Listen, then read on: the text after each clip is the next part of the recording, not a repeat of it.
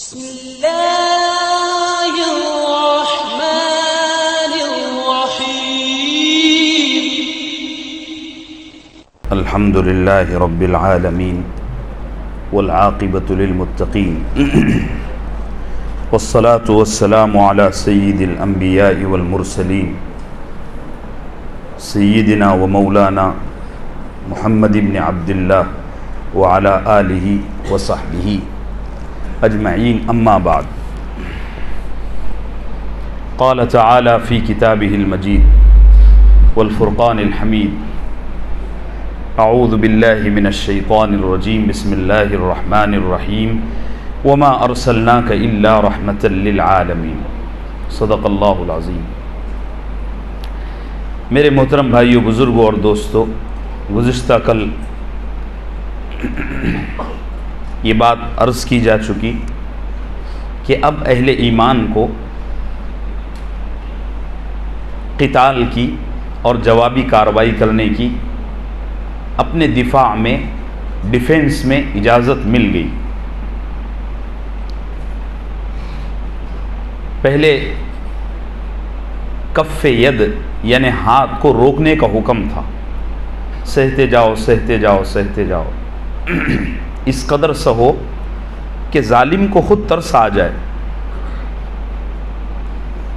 پھر اس کے بعد ایک موقع دیا گیا، پھر اس کے بعد اللہ نے اپنے حبیب صلی اللہ علیہ وسلم اور اصحاب رسول رضوان اللہ علیہم اجمعین کو جوابی کارروائی اور ڈیفنس میں لڑنے کی اجازت مرحمت فرمائی۔ سورہ حج کی آیت شریفہ ہے، وہاں اس کا تذکرہ تفصیل کے ساتھ موجود ہے۔ اہل ایمان نے ایک پورا پلان اور پورا ایک شیڈیول تیار کیا کہ کس طریقے سے ہم مشرکین مکہ کو متنبہ کر سکتے ہیں۔ یعنی آپ دیکھیے، یہ چیز نوٹ کیجئے، آپ کو یہاں جو باتیں بتائی جا رہی ہیں، خاص طور سے جو ہمارے نوجوان ہیں کالج، اسکول، یونیورسٹیز میں اس وقت الحاد کا خوفناک حملہ اہل ایمان پر لگا ہوا ہے۔ کم علمی کی وجہ سے اور صحیح جانکاری نہ ہونے کی وجہ سے ہمارے بچے یا تو بدگمان ہو جاتے ہیں یا بدعقیدہ ہو جاتے ہیں۔ اللہ ہم سب کی حفاظت فرمائے۔ اور جس موڑ پر ہم ابھی چل رہے ہیں سیرت کے، یہ بڑا فکری موڑ ہے، اگرچہ کہ میرے پاس اتنا وقت نہیں ہے کہ میں ہر معاملے میں وضاحت کروں، پھر ماحول ایسا نہیں ہے کہ ہر چیز میں کھل کر بات کی جائے۔ اب یہ آپ کا کام ہے، آپ کی ذمہ داری ہے کہ آپ بیدار مغزی کے ساتھ چوکنے ہو کر اس مجلس میں آیا کریں اور سحری میں 7 بادام کھا کر آئیں تاقدد، کہ آپ کا دل دماغ بیدار رہے۔ میں کہاں کیا کہہ رہا ہوں اور کیا بول کر آگے بڑھ رہا ہوں، یہ چیزیں آپ کو مستحضر رہنا چاہیے۔ ہندوستان میں اللہ خیر عافیت کا معاملہ فرمائے، الحاد بہت زیادہ حد تک آگے بڑھ رہا ہے اور اس لیول پر تیاری ہمارے پاس بالکل نہیں ہے۔ ایسے مواقع بڑے کم آتے ہیں، اللہ ہم سب کو نصیب فرمائے۔ آپ یہ سیرت طیبہ میں اس چیز کو نوٹ کیجئے۔ اب یہ جو ہمارا موضوع چل رہا ہے، اور میرا خیال ہے 1 ہفتہ یا 10 دن پورا عشرہ ہمارا اس موضوع پر سمٹا ہوا رہے گا۔ کوئی بھی بات ہم کریں گے تو وہ سریے اور غزوات سے جڑی ہوئی ہوگی، ٹھیک ہے؟ تو آپ چوکنے ہو کر بیٹھیں، یہ چیز کو آپ نوٹ کیجئے، چاہے سریے ہوں یا غزوات ہوں، ان تمام مقامات پر یہ چیز نوٹ کیجئے کہ اللہ کے نبی صلی اللہ علیہ وسلم نے اور صحابہ نے کبھی بھی اپنی طرف سے اٹیک نہیں فرمایا۔ اگلا حکم نازل ہونے تک، میں آج ہی وہاں پہنچ جاؤں گا انشاءاللہ کہ اگلا حکم کس طرح نازل ہوا اور صحابہ کی کس طرح تربیت فرمائی گئی۔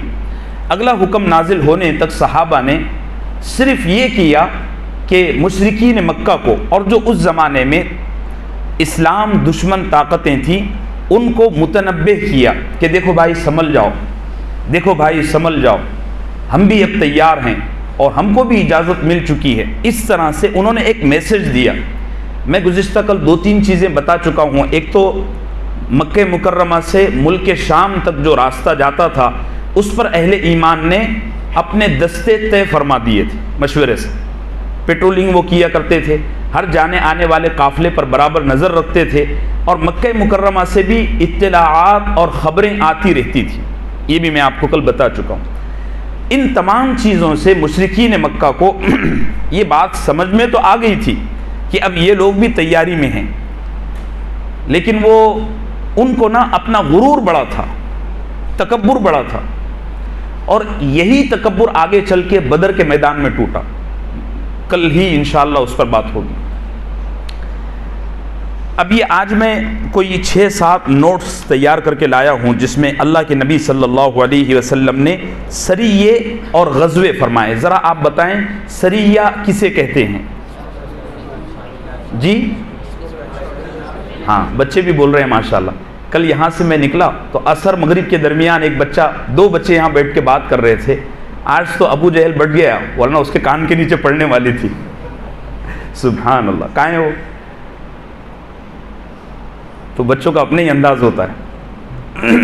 تو سریہ کہتے ہیں وہ لڑائی جس میں اللہ کے نبی خود تشریف نہ لے گئے ہوں بلکہ اپنا نائب بنا کر کسی کو روانہ فرمایا ہو. کل ایک سریہ میں بیان کر چکا ہوں. دوسرا سریہ ہے سریہ رابغ. سریہ رابغ میں، رابغ اصل میں ایک مقام ہے، ایک جگہ ہے مدینہ سے باہر، اور یہ اسی روڈ پر واقع ہے جو ملک شام جاتا آتا رہتا تھا، یعنی وہ جو ہائی وے تھا.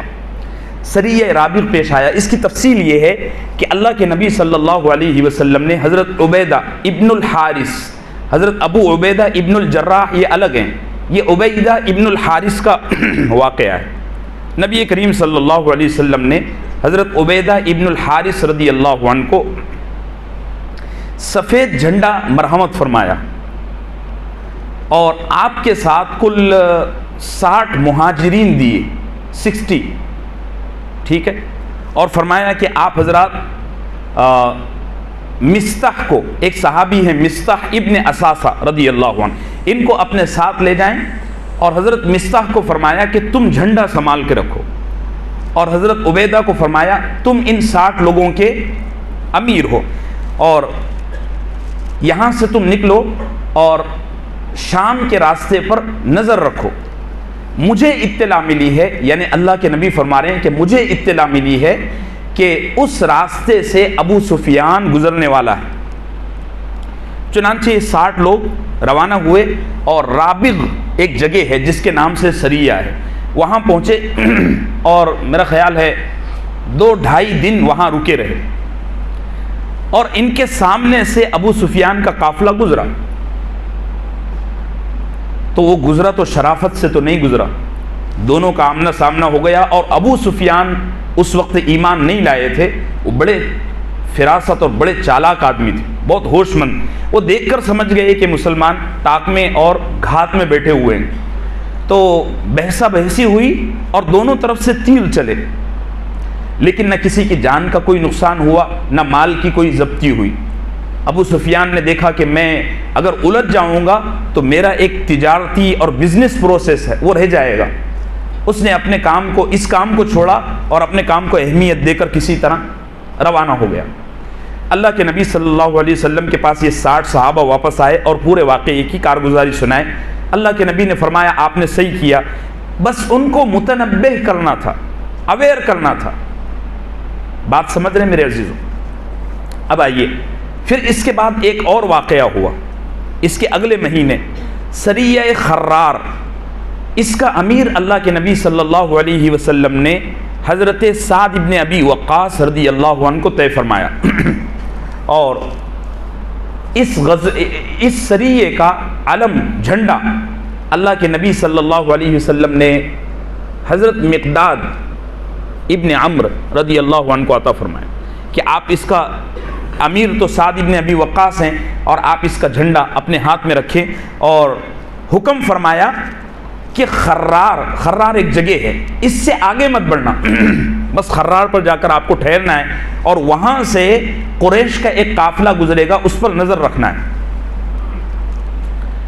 یہ حضرات پہنچے، تقریباً ان کے پہنچنے سے 5 دن پہلے وہ قافلہ نکل چکا تھا، اور یہ جب وہاں گئے تو پہلے تو 2 شام وہاں ٹھہرے رہے، پھر ان کو ایسا لگا کہ شاید کچھ ہلچل نہیں ہے، اللہ کے نبی صلی اللہ علیہ وسلم کو شاید کسی نے غلط اطلاع دے دی ہے، یا مسئلہ یہ ہو گیا ہے کہ وہ قافلے کو آنے میں ابھی بہت ٹائم ہے۔ تو انہوں نے مشورہ کیا، تو وہاں ان کو کچھ بدو اور کچھ علاقے کے لوگ نظر آئے جو خرار پر رہتے تھے، ان کی جھوپڑیاں تھیں، تو انہوں نے پوچھا، سعد بن ابی وقاص نے اور حضرت مقداد نے، کہ یہاں سے کوئی ایسے لوگ گزرے ہیں؟ وہ بدوؤں نے کہا کہ ان کو تو یہاں سے گزرنے کو 5 دن ہو گئے، اور وہ چلے گئے۔ چنانچہ سارے صحابہ اللہ کے نبی کے پاس واپس آئے، یہ واقعہ بھی ہو گیا۔ اب پہلا واقعہ آپ سنیے جس میں خود رسالت مآب صلی اللہ علیہ وسلم امیر بن کر تشریف لے گئے۔ یہ آپ کی حیات مبارکہ میں پہلا واقعہ ہے کہ آپ کسی غزوے میں اور کسی قتال کے معاملے میں خود سے بنفس نفیس شریک ہوئے، اور اسی کو غزوہ کہتے ہیں۔ اللہ کے نبی صلی اللہ علیہ وسلم نے اپنے ساتھ تقریباً 70 مہاجرین کو لیا۔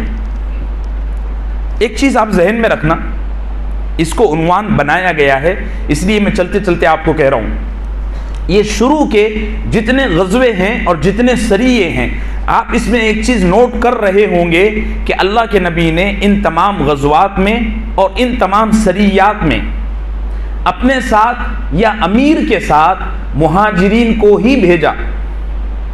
ایک آدھ ایسا واقعہ ہوگا کہ کوئی انصاری صحابی بھی ہو۔ اس کی وجہ کیا ہے؟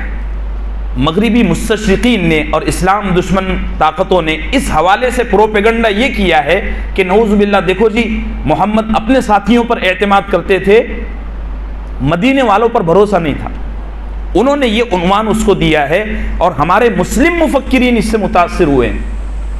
تو آپ جب اس سے گزرو نا، تو میں اس کی تشریح ابھی آپ کو بتا رہا ہوں کہ اللہ کے نبی صلی اللہ علیہ وسلم نے جتنی مرتبہ غزوات میں یا سریات میں مہاجرین کو بھیجا، اس کی وجہ یہ تھی کہ مکے والوں کا تکبر اتنا زیادہ تھا کہ وہ جب بھی لڑتے تھے اور جب بھی کسی سے بھڑتے تھے تو وہ یہ کہتے تھے کہ ہماری ٹکر کا کوئی لاؤ۔ بات سمجھ رہے؟ آپ بدر میں بھی یہ چیز دیکھو گے، وہ کہتے تھے نہیں، یہ مدینے والے تو ہمارے مقابلے کے نہیں ہیں، ہمارے مقابلے کے لاؤ۔ ارے بھئی آج بھی کہتے ہیں نا، کہتے ہیں کہ نہیں کہتے ہیں؟ یہ تو میرے پلے کیا بیٹھے گا، ایسا کہتے ہیں نا۔ تو مکے والوں کا یہ تکبر تھا اور یہ غرور تھا۔ بدر میں بھی آپ دیکھیں گے، احد میں بھی یہ ہوا کہ جب مقابلے کے لیے انصار گئے تو مشرکین مکہ نے دھتکار دیا اور حقارت سے کہا کہ یہ بیمار بخار والے ہم سے کیا لڑیں گے، اس طرح کا طعنہ دیا۔ تو اس میں حکمت یہ تھی مہاجرین کو ساتھ لے جانے میں کہ اصل میں مہاجرین صحابہ رضوان اللہ علیہم اجمعین مشرکین مکہ کے مقابلے کے تھے۔ ایک حکمت یہ تھی، ایک فلسفہ۔ دوسری وجہ علماء نے یہ لکھی ہے کہ مہاجر صحابہ میں مشرکین مکہ کا غرور توڑنے کا زیادہ درد بھرا ہوا تھا، کیونکہ وہ وہاں سے 13 سال کا ظلم سہ کر آئے تھے اور ان کو اندازہ تھا کہ یہ کس لیول کے دشمن ہیں۔ ارے بھی بات سمجھ رہے ہیں؟ اس لیے اللہ کے نبی صلی اللہ علیہ وسلم نے تمام غزوات میں اور سریات میں اپنے ساتھ یا امیر کے ساتھ مہاجر صحابہ کو بھیجا۔ کوئی ایک واقعہ ایسا ہوا ہوگا کہ انصاری بھی گئے ہوں گے۔ اب یہ دیکھیے، یہ پہلا غزوہ ہے، اس کو غزوہ ابوا یا غزوہ بوان نام دیا گیا، ودان بھی نام دیا گیا ہے، اس کے 2 نام ہیں۔ اللہ کے نبی صلی اللہ علیہ وسلم تقریباً 70 صحابہ کے ساتھ روانہ ہوئے، اور اس غزوے کا جھنڈا حضرت سیدنا حمزہ ابن عبد المطلب رضی اللہ عنہ کو دیا گیا۔ اور اللہ کے نبی صلی اللہ علیہ وسلم نے جب مدینے سے روانہ ہو رہے تھے تو روانگی کے وقت ایک صحابی ہیں سعد ابن عبادہ رضی اللہ عنہ، ان کو اپنا نائب بنایا۔ نائب کو انگلش میں کیا کہیں گے جی؟ وائس کہیں گے۔ اپنا وائس ان کو بنایا، نائب ان کو بنایا اور مدینہ منورہ سے روان ہوئے۔ اس کا مقصد بھی یہی تھا کہ اللہ کے نبی صلی اللہ علیہ وسلم مشرکین مکہ کی سرگرمی پر، چاہے وہ تجارتی ہو یا چاہے وہ فوجی ہو، ہر طرح کی سرگرمی پر براہ راست نظر رکھیں۔ لیکن اللہ کے نبی صلی اللہ علیہ وسلم جب ودان پہنچے تو وہاں آپ نے 15 دن قیام فرمایا اور مدینے سے باہر آپ 15 دن رہے، لیکن بعد میں پتہ چلا کہ وہ نکلے ہی نہیں، اور کچھ لوگوں نے کہا کہ وہ نکل گئے، یہاں سے گزر بھی گئے۔ 15 دن کے بعد اللہ کے نبی صلی اللہ علیہ وسلم جب واپس آنے لگے تو اس سفر میں فائدہ یہ ہوا کہ اس روٹ پر، ودان اور ابوا روٹ پر ایک قبیلہ تھا، قبیلہ بنو زمرہ۔ یہ بڑے ضدی لوگ تھے اور اللہ کے نبی صلی اللہ علیہ وسلم سے امن کے ایگریمنٹ پر راضی نہیں ہو رہے تھے۔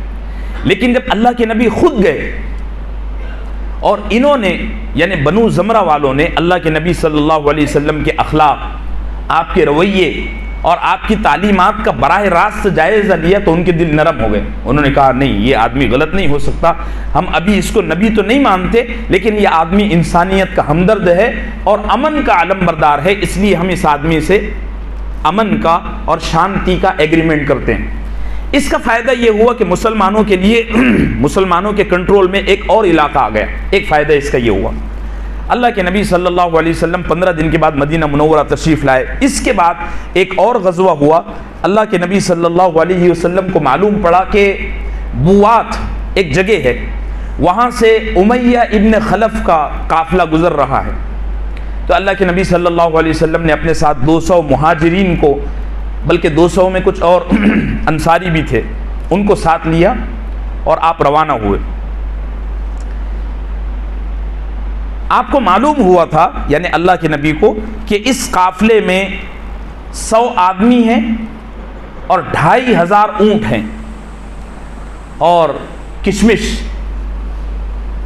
لیدر اور سوکھی کھجور، یعنی جسے ہم چھوارا کہتے ہیں، یہ قافلہ لے کر شام جا رہا تھا۔ اونٹ کا لیدر، کشمش اور کھجور یہ لوگ لے کر جا رہے ہیں۔ اللہ کے نبی صلی اللہ علیہ وسلم کو معلوم ہوا تو اللہ کے نبی نے براہ راست نظر رکھنے کے لیے اپنے ساتھ 200 لوگوں کا لشکر لیا اور آپ گئے۔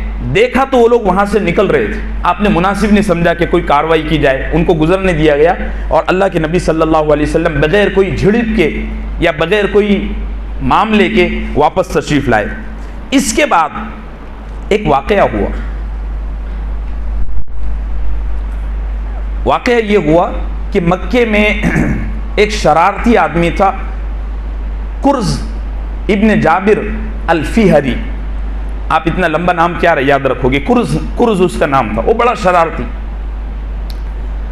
تو وہ سنتا رہتا تھا کہ محمد اور اس کے ساتھی ایسا کر رہے ہیں، ایسا کر رہے ہیں، ہمارے راستے تنگ کر دیے، اس کے کان سے گزرتے رہتے۔ اس نے ایک دفعہ بیٹھے بیٹھے پلان بنایا کہ چلو ایک کام کرتے ہیں، مدینے پر حملہ کرتے ہیں۔ اس نے سوچا کچھ نہیں، بیٹھے بیٹھے من چلا آدمی تھا، بس تیار ہوا اور نکل گیا۔ کوئی 20-22 لوگوں کی ٹولی ہوگی، جیسے آوارہ لوگ ہوتے ہیں نا، اس طرح کی وہ ٹولی تھی۔ کرز ان ٹولی کے ساتھ میں اور اس کے لوگوں کے ساتھ میں وہ آیا، اور جب وہ مدینے میں داخل ہو رہا تھا اسی وقت وہ سمجھ گیا کہ مدینے پر حملہ کرنا اتنا آسان نہیں۔ تو واپس جانے کی بات کرنے لگا تو ساتھیوں نے کہا یار 700-800 کلومیٹر چل کے آئے ہیں، کچھ نہ کچھ کر لو، شہد کے چھتے میں ہاتھ ڈال دو۔ تو یہ ماننے کو تیار نہیں، کہے نہیں چلتے ہیں واپس۔ ساتھیوں نے کہا اب اتنا بھی کیا ڈرنا ہے، تو بڑی ہمت کر کے، بڑی غیرت دلا کر اس کو ابھارا گیا اور یہ اپنے ساتھیوں سمیت مدینے میں داخل ہوا۔ لیکن عین مدینے میں داخل ہونے سے پہلے اس راستے پر ایک چراگاہ تھی۔ چراگاہ سمجھتے ہیں؟ جہاں شہر کی، گاؤں کی بکریاں، اونٹنیاں، گائیں، بھینسیں چرتی ہیں، چراگاہ تھا۔ وہاں کوئی 60-70 اونٹنیاں، بکریاں وغیرہ چر رہی تھی۔ اس کمبخت نے دیکھا کہ انسانوں کو نقصان پہنچانا تو بہت مشکل ہے، اور اگر ہم نے کسی کے ساتھ کچھ کر دیا تو ہمارا بھی انجام برا ہوگا۔ اس نے ان جانوروں کو جو ہے تو مارا پیٹا، 1-2 جانوروں کو قتل کر دیا۔ کچھ جانوروں کو اپنے ساتھ بھگا کر لے گیا۔ اللہ کے نبی صلی اللہ علیہ وسلم کو معلوم ہوا تو اللہ کے نبی بڑے غمگین ہوئے، چونکہ غربت بہت زیادہ تھی، مفلسی بہت زیادہ تھی، اور کل ملا کر وہی جانور مسلمانوں کے پاس تھے۔ اللہ کے نبی نے فرمایا ہم اس کا پیچھا کریں گے۔ چنانچہ اللہ کے نبی صلی اللہ علیہ وسلم کچھ مہاجر صحابہ کو ساتھ لیے اور اپنا نائب طے فرمایا حضرت سعد ابن معاذ رضی اللہ عنہ کو، فرمایا آپ یہاں میرے پیچھے دیکھنا اور ہم لوگ آتے ہیں۔ اللہ کے نبی صلی اللہ علیہ وسلم فوراً اس کے پیچھے گئے، اس کا تعاقب کیا، لیکن وہ کمبخت بہت آگے بڑھ چکا تھا۔ ایک روایت یہ بھی ہے کہ وہ آگے بڑھا نہیں تھا، بلکہ اس نے اللہ کے نبی صلی اللہ علیہ وسلم کو آگے بڑھنے دیا، آپ آگے بڑھ گئے، پھر یہ دوسرا راستہ بدل کر مکہ گیا۔ یہ بھی ایک روایت ہے۔ بہرحال اس معاملے میں بھی کچھ ہوا نہیں، لیکن ایک کاروائی ہوئی۔ اس کے بعد ہوتا ہے غزوہ ذو العشیرہ۔ اللہ کے نبی صلی اللہ علیہ وسلم کو اطلاع ملی، انفارمیشن ملی کہ قریش کا ایک قافلہ ہے جو ملک شام جا رہا ہے، اور اس قافلے کے ساتھ بہت سارا مال ہے، اور یہ سارا کا سارا مال، اس پر آنے والا پروفٹ، یہ سارا کا سارا مسلمانوں کے خلاف استعمال ہونے والا ہے۔ اور خبر دینے والے نے اللہ کے نبی صلی اللہ علیہ وسلم کو فرمایا کہ محمد دھیان رکھو، مشرکین مکہ اپنے ہتھیاروں کو اور اپنے جاں بازوں کو اور اپنے جانوروں کو تم پر حملہ کرنے کے لیے تیار کر رہے ہیں، اور ان کی تیاری اتنی شدید ہے اور اتنی تیز ہے کہ مجھے ناگہانی لگتا ہے کہ تم ان کے نقصان سے بچ سکو۔ یہ اطلاع آپ کو ملی۔ اللہ کے نبی صلی اللہ علیہ وسلم کے پاس اور بھی خبریں آئیں۔ آپ نے صحابہ سے مشورہ فرمایا کہ کیا کیا جائے، تو صحابہ نے فرمایا ہمارے پاس ابھی فی الحال سر دست تو بس یہی ہے کہ ہم اس قافلے کا راستہ روک سکتے ہیں۔ آپ اندازہ لگائیے کہ اس قافلے کے ساتھ 100 کلو یعنی 1 کنٹل سونا تھا، اور یہی وہ قافلہ تھا کہ جب یہ واپس آئے تو اللہ کے نبی صلی اللہ علیہ وسلم ان کو گرفتار تو نہیں کر سکے، لیکن جنگ بدر ہو گئی۔ اور یہ قافلہ کتنا کما کے آ رہا تھا معلوم ہے؟ دیکھو ادھر سے جب نکلے تو 100 کلو سونا تھا، اور بھی سامان تھا، لیکن 100 کلو سونا اصل مالیت، لیکن جب ادھر سے واپس آئے نا تو 263 کلو سونا تھا۔ کتنا کما کے آ رہے تھے؟ 263، یعنی کتنا ہو رہا ہے؟ 100 کلو اور 100 کلو 2 کنٹل اور 63 کلو، 2 کنٹل 63 کلو صرف سونا تھا۔ چمڑا الگ، لیدر، کشمش الگ، کھجور الگ، زیتون الگ، اور یہ سارا کا سارا مال مشرکین مکہ اللہ کے نبی صلی اللہ علیہ وسلم اور مدینے پر یلغار کرنے کے واسطے تیار کر رہے تھے۔ اللہ کے نبی صلی اللہ علیہ وسلم نے صحابہ سے مشورہ فرمایا، صحابہ نے فرمایا ہم ابھی تو صرف یہ کر سکتے ہیں کہ ان کا راستہ روک سکتے ہیں۔ چنانچہ اللہ کے نبی صلی اللہ علیہ وسلم 150 یا 200 مہاجر صحابہ کو ساتھ لیے اور روانہ ہوئے۔ قافلے کی حالت یہ تھی، اللہ کے نبی کے قافلے کی، لشکر کی حالت یہ تھی کہ صرف 30 اونٹ تھے، اور کھانے کو مشکل سے 2-3 چمڑے کی وہ جو تھیلیاں ہوتی ہیں اتنی کھجوریں تھیں، باقی کچھ نہیں، کوئی تیاری نہیں۔ مقام عشیرہ تک اللہ کے نبی اور صحابہ پہنچے تو پتہ چلا کہ یہ قافلہ وہاں سے نکل گیا۔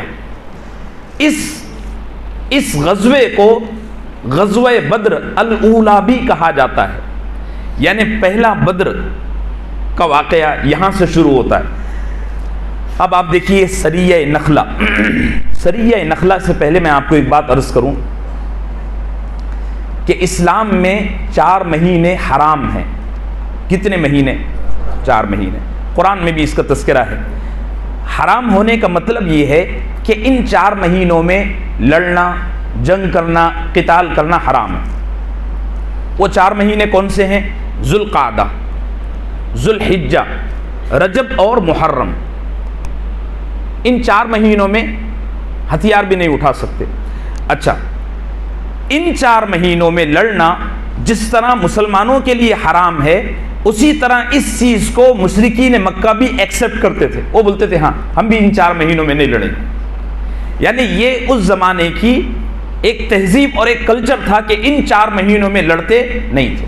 چاہے کچھ بھی ہو جائے، ہم کو بڑی سے بڑی جنگ روک دینا ہے، لیکن ان 4 مہینوں میں لڑتے. کون کون سے؟ ذوالقعدہ، ذوالحجہ، رجب اور محرم. ان 4 مہینوں میں لڑتے نہیں تھے.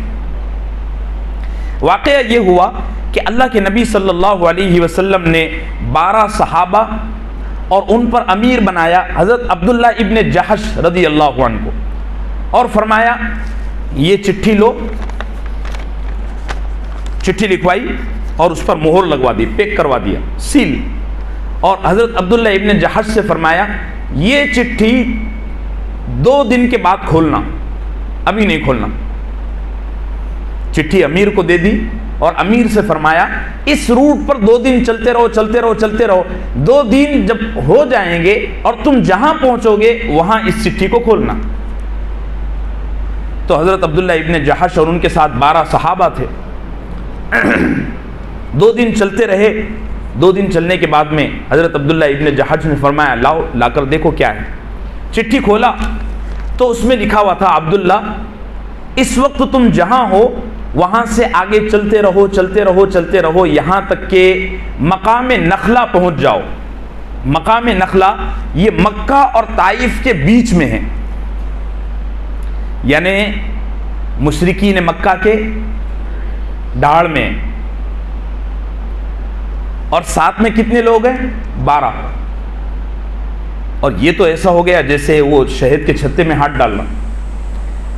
تو حضرت عبداللہ ابن جحش رضی اللہ عنہ نے پہلے خاموشی سے چٹھی پڑھی اور پھر سر اٹھایا، دیکھا تو ساتھ میں 12 ہی لوگ تھے. اس میں سے 2 لوگ ایسے تھے جو پیچھے رہ گئے تھے، حضرت سعد ابن ابی وقاص اور ایک دوسرے اور صحابی تھے. وہ 2 پیچھے رہ گئے تھے. ان کے پیچھے رہنے کی وجہ یہ تھی کہ ان کا اونٹ اچانک غائب ہو گیا تھا. وہ 2 پیچھے رہ گئے. تو 12 میں سے 2 گئے تو کتنے بچے؟ 10 آدمی ہیں اور کوئی خاص تیاری بھی نہیں ہے. اور جا کہاں رہے ہیں؟ ایک دم دشمن کے گڑھ میں. تو حضرت عبداللہ ابن جحش رضی اللہ عنہ نے 10 کے 10 کو جمع فرمایا اور فرمایا کہ دیکھو اللہ کے نبی صلی اللہ علیہ وسلم کا یہ فرمان ہے، میں اپنے طور پر بالکل تیار ہوں اور میں ایمان لاتا ہوں اللہ پر اور اس کے رسول پر. پھر وہ جملہ فرمایا رضیت باللہ ربا وبالاسلام دینا وبمحمد رسولا ونبیا صلی اللہ علیہ وسلم. یہ جملہ فرمایا. تو جب بول رہے تھے نا تو ساتھ میں جو 10 لوگ تھے وہ کہنے لگے ہم بھی تیار ہیں، کوئی مسئلہ نہیں ہے، ہم بھی اللہ اور اس کے رسول کے لیے جو چاہیں وہ کر سکتے ہیں. چنانچہ یہ حضرات روانہ ہوئے اور چلتے چلتے چلتے چلتے مقام نخلہ پر پہنچے. جب مقام نخلہ پر پہنچے تو ان کے سامنے سے ایک قافلہ گزرا. اس قافلے میں قریش کے لیڈروں کے بچے تھے. لیڈر نہیں تھے بلکہ رائل فیملی کے کچھ نوجوان تھے اور ان کے ساتھ کافی سامان تھا. اب یہ مہینہ رجب کا تھا اور میں بتا چکا ہوں کہ رجب کے مہینے میں تو رات کا ٹائم تھا. یہ 12 لوگ، یہ 10 کے 10 لوگ دیکھنے لگے کہ اس قافلے میں قریش مکہ کے سارے لوگ ہیں، سرداروں کے بیٹے ہیں اور ان کے ساتھ سامان بھی اچھا خاصا ہے. اگر ان پر حملہ کرتے ہیں اور ان سے لڑتے ہیں یا کوئی ایسی صورت پیش آتی ہے تو یہ مہینہ حرمت والا مہینہ ہے اور یہ جائز نہیں ہے. اور اگر نہیں لڑتے ہیں تو کل یہ کم وقت سارے کے سارے حدود حرم میں داخل ہو جائیں گے، یعنی مکہ میں حرم کی حدود میں انٹر ہو جائیں گے. اور آپ کو پتہ ہوگا کہ حرم کی حدود میں انسان تو دور، مچھر مارنا بھی جائز نہیں ہے. ارے بھائی پتہ ہے کہ نہیں، عمرے کے لیے جاتے ہیں تو احرام کی حالت میں رہتے ہیں تو مارنا نہ جائے. تو یہ 10 صحابہ مشورہ کرنے لگے کہ کیا کیا جائے. اگر آج مارتے ہیں یا کوئی حملہ کرتے ہیں تو نتیجہ یہ ہوگا کہ مسلمانوں کا نام بدنام ہوگا کہ دیکھو جی مسلمان حرمت والے مہینے میں بھی لڑتے رہتے ہیں. اور اگر نہیں مارتے ہیں تو یہ سارے کے سارے کل حدود حرم میں داخل ہو جائیں گے، مسئلہ ہو جائے گا. یہ بات چل ہی رہی تھی تو ایک صحابی جوش میں اٹھے اور ایک تیر چلا دیا. وہ ہوتا ہے نا کبھی کبھار ایسا معاملہ، ٹھنڈا ہوتے ہوتے ایک اٹھ جاتا ہے اور وہ کچھ بھی کر ڈالتا ہے. تو ایک صحابی اٹھے رضی اللہ عنہ اور زور سے تیر چلا دیا. وہ تیر جا کر جس بندے کو لگا وہ وہیں گرا اور اس کا کام تمام ہو گیا. یہ اسلام میں پہلا تیر تھا اور یہ پہلا مقتول تھا. اب جب ہو گیا تو آپ پورا ہی کر لو. ہوتا ہے نا ایسا کہ پہلے ارادہ تو نہیں تھا, مشورہ ہو رہا تھا, لیکن مشورے میں ایک گرم آدمی بیٹھا ہوا تھا جذباتی, وہ اٹھا اور اس نے تھوڑا سا قدم بڑھایا تو دوسروں نے کہا اب اگر پیچھے ہٹیں گے تو سب کے سب رون دیے جائیں گے, اس لیے کہ ہم کہاں بیٹھے ہیں؟ دشمن کی ڈاڑ میں بیٹھے ہیں, لہٰذا اب جو ہو گیا ہے اس کو مکمل کرو. یہ 10 کے 10 صحابہ اس پورے قافلے پر ٹوٹ پڑے. وہ قافلہ یہ منظر دیکھ کے حیران ہو گیا, چونکہ اس میں سارے کے سارے قریش تھوڑی تھے, وہ کچھ اور بھی علاقے کے لوگ تھے. بہرحال ان 10 صحابہ نے بڑی بہادری کے ساتھ معاملے کو انجام دیا, اور وہ جو رویل فیملی کے 2-4 بچے تھے, لڑکے تھے نوجوان, ان کو گرفتار کیا اور ان کے ساتھ جو مال تھا, جو ساز و سامان تھا, اس کو ضبط کیا اور ان کو رسوں سے باندھ کر مدینہ لے کر آئے. میں بتا چکا ہوں کہ وہ رجب کی آخری تاریخ تھی اور رجب حرمت والا مہینہ ہے. جب یہ حضرات مدینہ منورہ پہنچے تو اللہ کے نبی صلی اللہ علیہ وسلم نے سر پکڑ لیا کہ تم نے یہ کیا بے وقوفی کی, اور آپ بہت بہت ناراض ہوئے اور بہت خفا ہوئے ان 10 صحابہ پر. بلکہ وہ 12 ہو گئے تھے, وہ جو پیچھے سے جو آنے والے تھے سعد بن ابی وقاص, وہ بھی آ گئے تھے. تو اللہ کے نبی صلی اللہ علیہ وسلم بڑے ناراض ہوئے. صحابہ نے بغیر کسی عذر کے اپنی شرمندگی کا اظہار فرمایا. اللہ کے نبی صلی اللہ علیہ وسلم ابھی حیران تھے, پریشان تھے, دکھ کی گھڑی تھی. ادھر مشرکین مکہ کو موقع مل گیا پروپیگنڈے کا, اور انہوں نے خوب بات چلائی, وہی بات جس کا ایمان والوں کو ڈر تھا کہ دیکھو جی مسلمان حرمت والے مہینوں میں بھی لڑتے ہیں, اور یہ تو بڑے دعوے کرتے ہیں کہ ہم شریف ہیں اور ہم ایسے ہیں اور ہم ویسے ہیں, اور یہ ان کی حرکتیں ہیں. اب رسول اللہ اور صحابہ شرمندگی سے پانی پانی ہو رہے ہیں کہ خطا تو ہوئی ہے, اور ادھر مشرکین مکہ 24 گھنٹے اتنے ہی سب. تو پھر آیت نازل ہوئی, یسألونک عن الشہر الحرام قتال فی قل قتال فیہ کبیر وصد عن سبیل اللہ. اللہ نے اپنے حبیب کی اور اپنے حبیب کے صحابہ کی تعریف فرمائی کہ انہوں نے اگر خطا کی ہے تو اس پر وہ اتنے نادم اور اتنے شرمندہ ہیں کہ پانی پانی ہو رہے ہیں. تم تو دیکھو تم نے کیا کیا ہے, تم نے تو 13 سال تک ان کے لیے پانی کا ایک ایک قطرہ بند کیا ہوا تھا. وہ شعر ہے نا, اردو میں کہتے ہیں وہ قتل بھی کرتے ہیں تو چرچے نہیں ہوتے, اور ہم آہ بھی کرتے ہیں تو ہو جاتے ہیں بدنام. ان بیچاروں نے غلطی میں جذبے میں آ کر ایک تیر چلا دیا, رات کا موقع تھا, لگ گیا, وہ بچہ مر گیا, اور یہ بیچارے اس بچے کا تاوان, اس کی دیت بھی دے رہے ہیں, معافی بھی مانگ رہے ہیں. تو پھر اس میں غلط کیا ہے؟ اگرچہ کہ خطا ہوئی ہے, تم تو دیکھو, تم نے تو ان بیچاروں کو 13 سال تک مارا پیٹا, اتنا ستایا کہ یہ مکے سے نکلنے پر مجبور ہو گئے. جب مکے سے مدینہ آئے تو یہاں بھی ان کو ستا رہے ہیں, اور وصد عن سبیل اللہ, ان کے لیے اللہ کے راستے میں نکلنا حرام کر دیا, مشکل کر دیا, ان کے لیے عمرے کے لیے آنا مشکل کر دیا. تمہاری شرارتیں بھی تو دیکھو. اور پھر قرآن نے آگے کہا کہ والفتنۃ اکبر من القتل, قتل بھی جرم ہے لیکن فتنہ پھیلانا قتل کرنے سے بھی بڑا جرم ہے, اور تم فتین ہو. جب یہ آیت نازل ہوئی تو ذرا مشرکین مکہ دبے اور تھوڑے شرمندہ ہوئے, چونکہ قرآن نے ان کے سامنے کیا کیا, آئینہ رکھ دیا, اپنا چہرہ دیکھو نا ذرا. اب یہ واقعہ ہو گیا, اللہ کے نبی صلی اللہ علیہ وسلم نے سارا مال واپس لوٹا دیا, وہ جو گرفتار بچے آئے تھے ان کو بھی واپس لوٹا دیا, اور جن صحابہ سے یہ خطا ہوئی تھی ان کی طرف سے معذرت بھی فرمائی. یہ سارا معاملہ ہو گیا, لیکن اس کا نتیجہ بڑا زبردست آیا. ایک نتیجہ تو اس کا یہ آیا کہ مشرکین مکہ جس خوف میں, جس چیز کو مذاق سمجھ رہے تھے, وہ چیز ان کے سامنے اب ریئل ہو گئی. ان کو یہ ہو گیا کہ نہیں, اب مسلمان ہمارے گھر میں آ کر ہمارے ساتھ کچھ بھی کر سکتے ہیں. ہو گیا کہ نہیں ہو گیا؟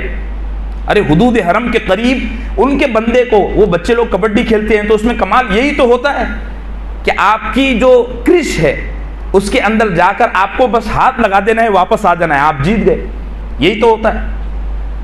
تو مسلمانوں کی اس دھاک کو مشرکین مکہ نے جو ہے تو بڑی زبردست طریقے سے تسلیم کیا, اور وہ سمجھ گئے کہ اب یہ کسی بھی حد تک جا سکتے ہیں اور ہم کو نقصان پہنچا سکتے ہیں. دوسری طرف اہل ایمان کو اپنے آپ پر اعتماد ہوا کہ ان سے لڑنا اور ان کا مقابلہ کرنا اب مشکل نہیں ہے. یہ دو اس کے بڑے زبردست فائدے ہوئے. اہل سیر نے اور بھی فوائد لکھے ہیں.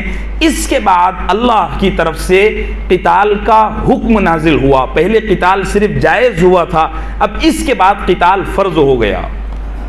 وَقَاتِلُوا فِي سَبِيلِ اللَّهِ الَّذِينَ يُقَاتِلُونَكُمْ وَلَا تَعْتَدُوا. اور یہ وہ موڑ ہے کہ یہاں آ کر اب غزوہ بدر کی تیاری ہوتی ہے. انشاءاللہ العزیز آئندہ کل سے اس پر بات ہوگی. آپ سبھی حضرات تشریف لائیں اور کان اور دل حاضر رکھ کر لائیں. کل سے انشاءاللہ بڑی اہم باتیں ہوں گی. فکری موڑ پر ہم پہنچ چکے ہیں.